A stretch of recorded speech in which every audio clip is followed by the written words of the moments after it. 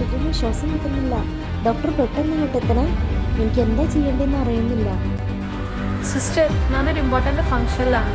ഞാൻ ഇപ്പം തന്നെ വരാം. പേഷ്യൻറ്റിനെ പെട്ടെന്ന് തന്നെ വെന്റിലേറ്ററിലേക്ക് മാറ്റൂ.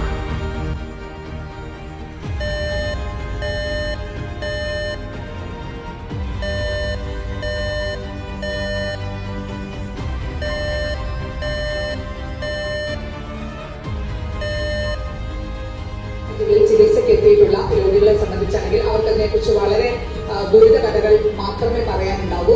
പലപ്പോഴും ഉപകരണങ്ങൾ അത്തരത്തിൽ വാങ്ങിച്ചു നൽകേണ്ടി വരാറുണ്ട്. അതുപോലെ തന്നെ അതിന് പണം പുറത്തുനിന്ന് മെഡിക്കൽ സ്റ്റോറുകളിൽ നിന്നടക്കം മരുന്ന് മുതൽ പല കാര്യങ്ങളും വാങ്ങേണ്ട സാഹചര്യം ഉണ്ടാകാറുണ്ട്. ഇതൊക്കെ കാലാകാലം എൻ്റെ അനിയനെ എങ്ങനെയെങ്കിലും രക്ഷപ്പെടുത്തണം. ലുക്ക് മിസ്റ്റർ, നിങ്ങളുടെ സഹോദരനെ രക്ഷിക്കാനാണ് ഞങ്ങൾ ഈ പെടാപാട് പെടുന്നത്. എന്തായാലും സമാധാനപ്പെടൂ, ദൈവത്തോട് പ്രാർത്ഥിക്കും.